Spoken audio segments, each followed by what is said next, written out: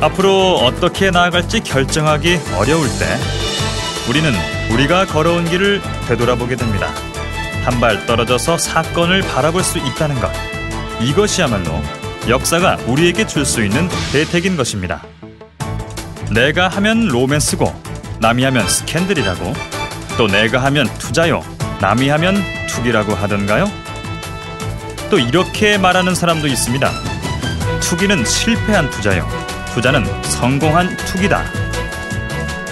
그럼 이제 자본주의 역사상 최초의 투기 사건으로 기록된 네덜란드의 튤립 열풍 현장으로 들어가 보겠습니다. 이 튤립 열풍이야말로 다가올 자본주의 시대와 그 속성을 예시하는 사건이라 할 수 있겠습니다. 집 한 채를 팔아야만 꽃 한 뿌리를 살 수 있는 믿을 수 없는 일이 17세기 네덜란드에서 실제로 일어났다고 하는데요. 특히 샘페르 아우구스투스라 불린 튤립 한 뿌리는 당시 암스테르담 교회의 대저택도 살 수 있는 가격으로 거래됐다고 하니 정말이지 세상에서 가장 비싼 꽃이라고 부를만 합니다.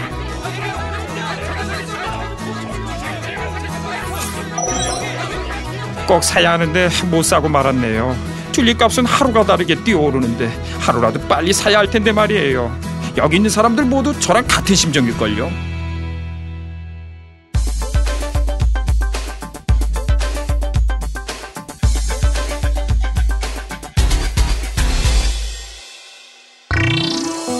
그런데 왜 하필 튤립이었을까요?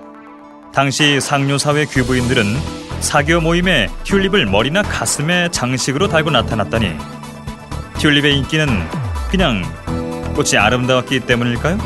아니면 당시 상류층에선 튤립을 키우지 않으면 교양 없는 사람 취급을 당했다고 하니 소수만이 누리는 특권의식 같은 것이었을까요?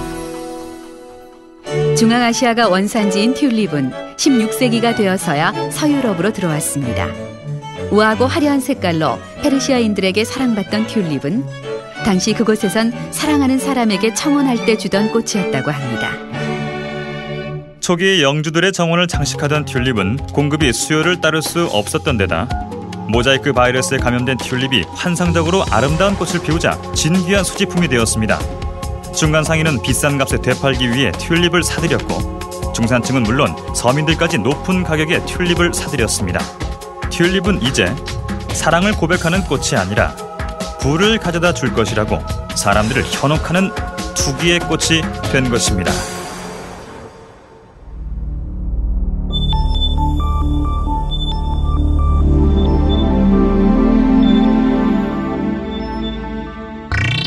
당시 네덜란드는 유럽 최고의 경제 대국으로 발돋움한 상태였습니다.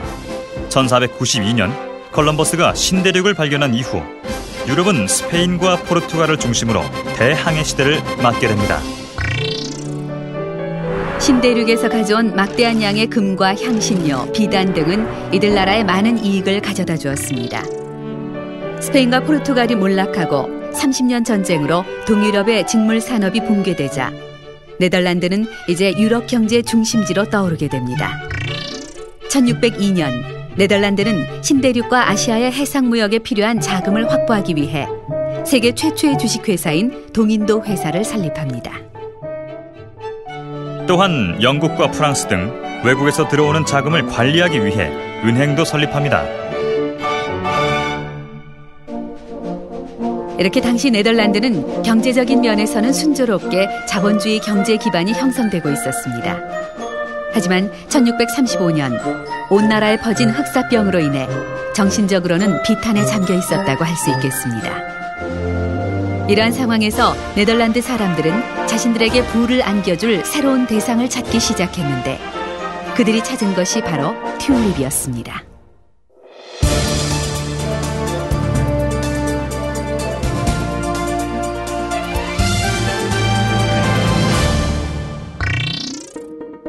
네덜란드 전역엔 이제 튤립 열풍이 불기 시작합니다.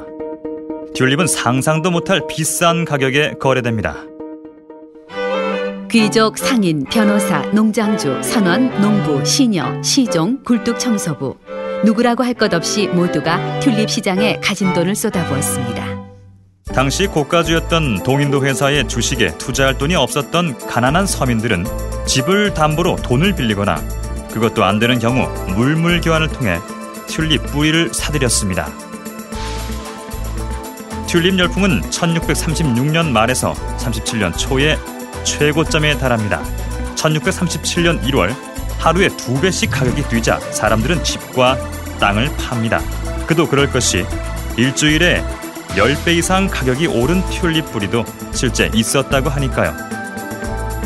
튤립 열풍이 한창이던 시절 웃지 못할 일화들이 많이 있었는데요. 한 선원 이야기를 들어볼까요? 자네 덕에 내가 이번에 큰 이익을 얻었다네. 정말 고맙네. 이 요리들은 내 마음의 표실세.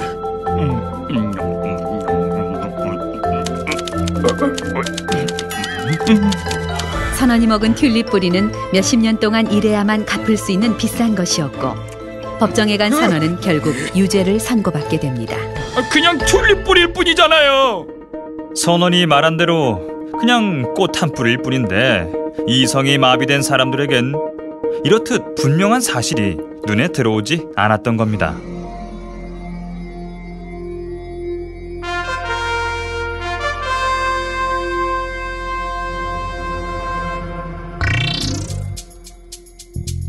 언제까지나 계속될 것 같던 이러한 광풍은 1637년 2월을 정점으로 급격하게 사그라들기 시작합니다. 원인은 아무도 알지 못했습니다. 분명한 것은 어느 시점부터 사는 사람보다 파는 사람이 많아졌다는 사실뿐입니다. 튤립 거래의 중심지에서는 더 이상 튤립을 살 사람이 없다는 소문이 나돌았고 실제로 저가에 내놓은 튤립조차 하나도 팔리지 않는 상황이 벌어집니다. 매매는 없고 부도는 줄지어 발생합니다. 이러한 상황에서도 나라의 경제를 좌우했던 거상들은 그다지 영향을 받지 않았다고 합니다. 하지만 대부분의 서민들은 다시는 회복할 수 없을 만큼 큰 손실을 입었습니다. 튤립 시장의 불안은 1년 뒤까지 계속됩니다. 풍경 화가였던 얀반고에는 튤립 거래가 멈추기 하루 전날 900길더와 자신의 그림 한 폭을 주고 튤립 한 뿌리를 구입합니다. 하지만 그를 기다린 건 풍요로운 미래가 아닌 19년 동안의 비참한 가난이었습니다. 화가들 생활이라는 게 생각만큼 풍요로울 수 없죠. 고엔도 마찬가지였을 겁니다. 그래서 튤립 열풍에 뛰어들었고 결국은 더 비참한 결과를 맞은 거겠죠. 튤립이 순식간에 헐값이 되자 수많은 사람들이 파산하게 되었고 결국 네덜란드 정부는 매매 가격의 3.5%만을 지급하는 것으로 모든 채권, 채무를 정리하도록 명령하는 극단적인 조치를 취했습니다. 이러한 특단의 조치가 취해지자 튤립 뿌리 수집가들이 다시 시장으로 모여들기 시작했고 이를 아주 헐값에 사들였습니다. 2년에서 3년이 지나자 황제 튤립의 값은 투기 발생 이전 수준으로 회복됐다고 합니다. 하지만 가난한 서민들이 사들였던 낮은 등급의 튤립 값은 이후에도 회복되지 않았습니다. 튤립 열풍이 가라앉고 공황을 거치면서 튤립 투기는 극단적인 튤립 혐오로 바뀌게 됩니다. 한 식물학자는 자신의 정원에 있는 꽃을 마구 베어버렸습니다. 꽃은 그냥 꽃일 뿐이지요. 꽃이 금이나 은이 될 수는 없는 겁니다. 어쩌다가 일이 이렇게 됐는지 원.